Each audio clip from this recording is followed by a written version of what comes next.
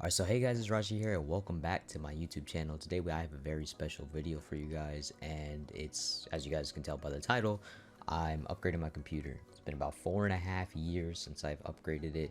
I did 2 or so years back add some RAM, but I haven't upgraded the graphics card, the CPU, or the liquid cooling. I added liquid cooling, fun fact. I used to have just an old dingy CPU fan that came with my CPU over it for the last 4.5 years. So this was very special to me because my PC's kind of been running slow, and I'm going to keep this intro a little short and sweet. I know I haven't uploaded in a while, but I have historically long intros about why I haven't been uploading and stuff. If you guys want more information, I usually dump those on my stream, so links to my socials below if you guys want to follow those. TikTok, Twitch, I post a lot more on there than I do on my YouTube channel, but hopefully more consistent uploads coming soon. No promises though, I tend to make a lot of false promises with this. But yeah, I do share a little bit of technical knowledge and stuff, but this isn't a full-blown tutorial, so if you guys are trying to follow the steps that I did, I would probably look it up with somebody that's a little bit more experienced than I am. I have built 3 computers, including my own, and then I upgraded this one, so it's like 3.5, I guess, but I don't go into full expertise in this video. But otherwise, I do hope you guys enjoy. Thank you guys for watching. I appreciate it. Again, links to my socials down below if you guys want to follow it, but if not, it's alright. Thank you guys for viewing this video. Hope you guys have a great rest of your night, your day, wherever you're in the world. So, out, guys. Peace. So to start off, I had to go ahead and update my motherboard BIOS because I have a very old motherboard. I have the X470 Gaming Plus motherboard, and when I went actually to the website to download these BIOS, it was one of the last motherboards on the website. So if that doesn't prove how old it is to you guys, I really don't know what to say. But the problem with a lot of older gen motherboards with getting a new CPU is you have to update your BIOS to a certain point, otherwise your CPU won't run when you install it into your computer. So make sure you guys update your motherboard BIOS before installing a new CPU or doing anything like that. That's what I had to do, and it was scary for me because I hadn't updated my BIOS before, and I know I've had my computer for a long ass time. I should have updated my BIOS, but I just hadn't because I was scared. I didn't know how to do it. But now that I know how to do it, it's actually not that difficult. It's pretty simple.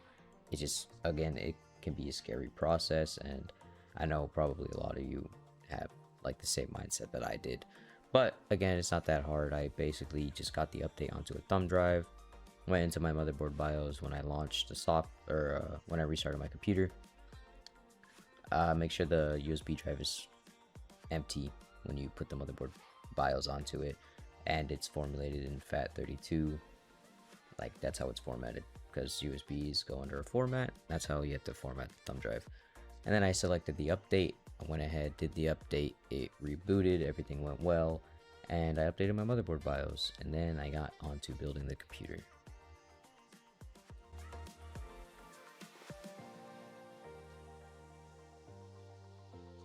So to start off, I went ahead and started replacing my CPU. I flipped over my computer, opened her up, and took off the old dusty fan and started replacing the CPU. So I went from a AMD Ryzen 7 2700X to a Ryzen 7 5700X, which is a pretty big jump and an upgrade, to be honest. My CPU's been running very smoothly since, and yeah, that was the first step in upgrading the computer. I also didn't need to buy any thermal paste for my liquid cooler because I bought the NZXT Krakenx73, and that comes with thermal paste pre-attached to the actual coolant device I put on the CPU. So if you get a fan or something like that, if you don't get liquid cooling, or if you get a different type of liquid cooling, it might not have thermal paste attached to it. So you might need to attach thermal paste yourself, but in this case I didn't have to, which I was thankful for.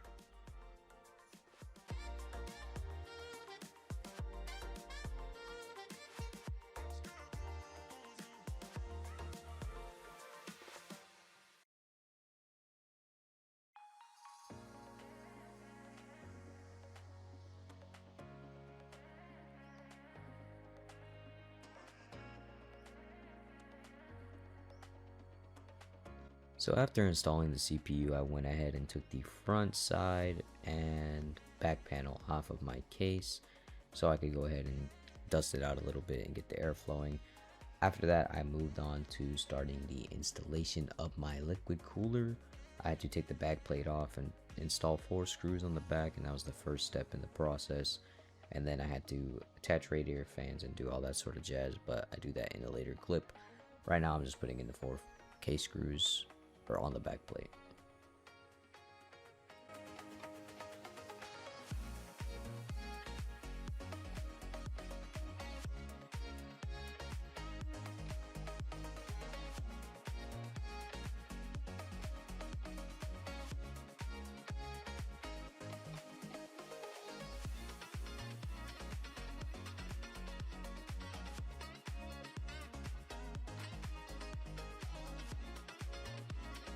So after adding the screws to the back plate to hold my liquid cooler down, and adding the fans to the radiator for the liquid cooling as well, I went ahead and unscrewed my graphics card and started to get the process of that getting pulled out.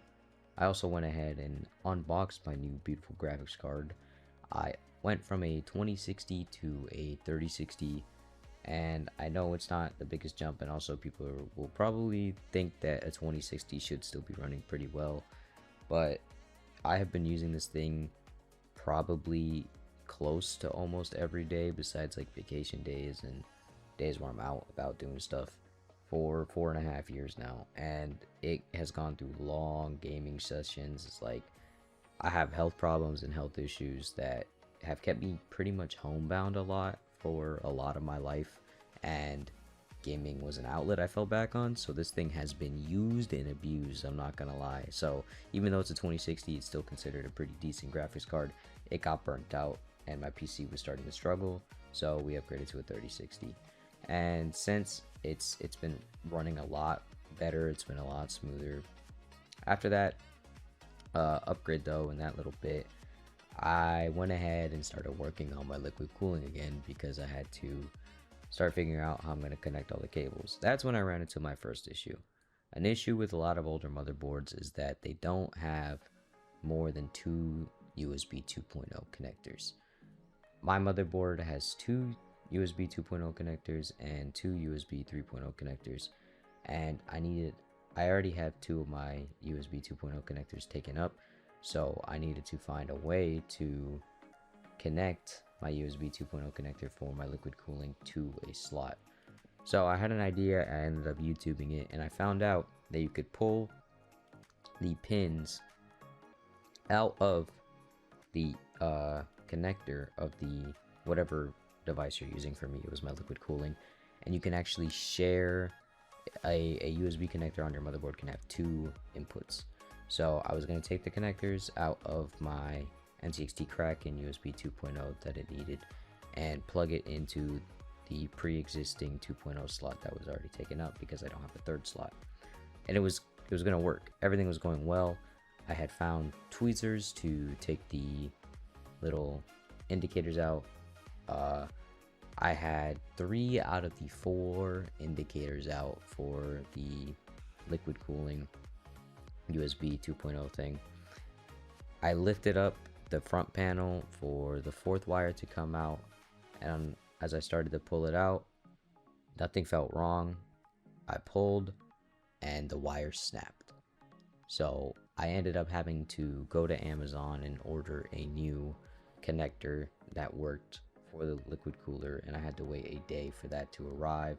So I got delayed about a day and a half, and also that ended up causing me to miss out on playing Spider-Man 2 early. So it was a very stressful situation, and I got quite annoyed with it, but everything ended up working out in the end, so it's not a big deal. But it definitely was a setback, and I just kept running into problem after problem after problem after that event occurred.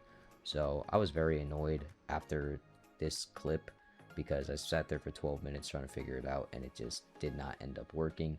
But we got everything working in the end, and yeah, a little bit of delay, but it was worth it, you know? Sometimes you just gotta look at the bright side of things. Even in the moment, you know, obviously in the moment it's okay to be frustrated, but I moved on past it and we kept going on with the build.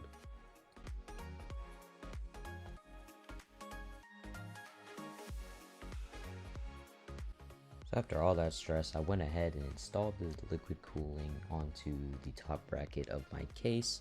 The radiator was installed. After that, I went ahead and put in my graphics card, And that was that.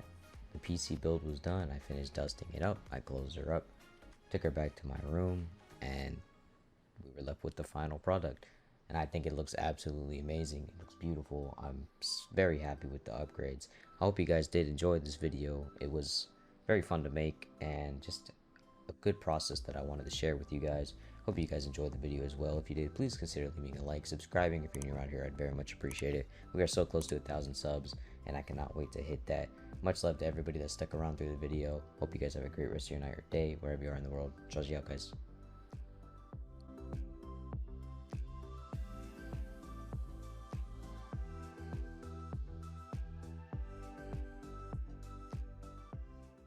For the low, got drugs for sale. If you don't have love, you got nothing else.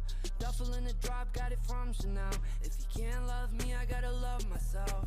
Driving in the rain and I crashed the foreign. Wearing 6 rings like a Michael Jordan. Money in the safe.